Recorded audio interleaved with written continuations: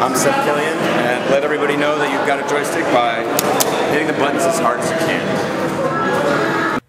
Whether you play games on the PC, Xbox, or DS, you'll have something in common. You have to buy the damn things. Unless you're a pirate. And then fuck you for not supporting software, you shit! You have several choices when it comes to purchasing your games. Let's take a look at each store and find out which one might be the best for you. A big store like this really has its advantages. Games frequently go on sale, there's a nice clearance section, and no one really bothers you. On the other hand, if you have any questions, you'll either get no help or get the wrong answer. The other problem is, there's just not a large selection.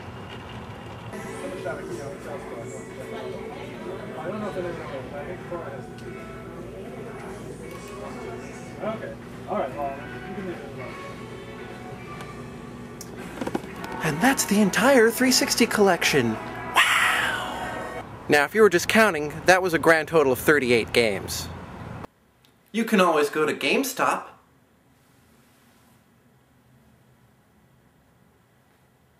GameStop has a large selection of games. They also allow you to pre-order upcoming games, which is useful if the game is going to be printed in limited quantities. On the downside, it's GameStop. For God's sake, don't trade anything there! Use Goozex or Half.com, otherwise you're throwing your money away! And if you have to buy used, you can get it cheaper on Goozex or Half.com! Of course, the most annoying thing about GameStop is the upsell. Would you like an Edge card? Would you like to pre-order upcoming games? Would you like to trade in this game you haven't bought yet? But think for a second. Who wants to do that? Moreover, who'd want to work at GameStop?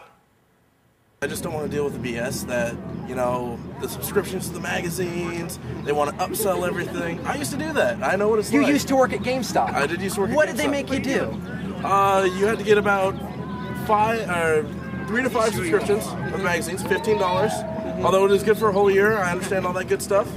You had to get reservations, hardest thing to get. Did you ever look at a parent and say, easy mark? Yes. Several times. Me and a few of the coworkers that I had, we placed bets sometimes. It was fun, but you know. Another question: what is your opinion of piracy? Like illegal downloading? Piracy in general, perhaps? Oh. Long live the pirates. Long live the pirates. Long live the pirates. Okay, so I am with Gordon Freeman. Gordon Freeman. Why did Gordon Freeman, of all people, you want to work at GameStop? I wanted a discount on my game. Seriously, why did you want to work at GameStop? Well, there was this girl there, and it didn't work out anyway. Seriously, what the fuck is wrong with you? My wireless controller that nobody's got. Now, these days, shopping for games is just kind of a weird thing. It's goddamn Gordon Freeman wants to go work at GameStop, you piece of crap! Sometimes, shopping for games feels like you're stuck in a jungle. It really helps to get head and shoulders above the competition by shopping online. You can easily see the best prices anywhere, and you can just see so much stuff. Oh god, I'm so scared. I got you, Ted, I got you. It's time for PowernoiseKitten's Guide to Shopping Online for Used Games in Under a Minute. Your main sites are eBay, Half.com, Overstock.com, and Amazon.com. But I'd recommend using an aggregator site like BigWords.com that searches all those major search engines for you and feeds you back the cheapest prices.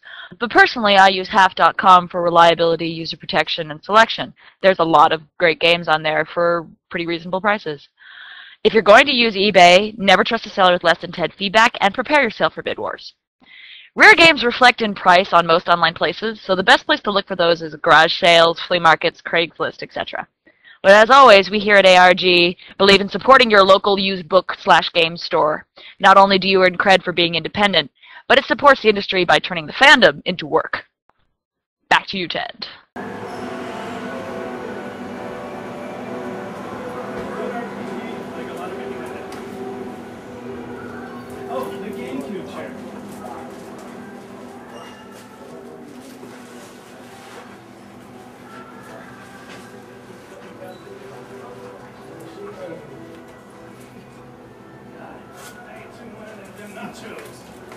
So you run a little shop here in Little Tokyo in downtown LA?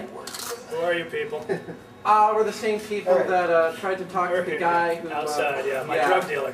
Yeah, we came back. I've always been fascinated by this store just because of the quality that you actually care about the things you sell. And that there's a selection that you just don't find anywhere else. Like there's a Genesis right over there. Woo! I guess you have Turbo Duo. There's a Turbo Duo.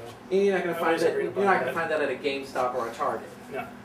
And then you've got the selection games. Like I've been looking for Eye of Judgment for months, and there it is, right there. So it's that kind of store. Why do you stock those kind of games? Half the time, it's in case of Eye of Judgment, it's kind of a mistake.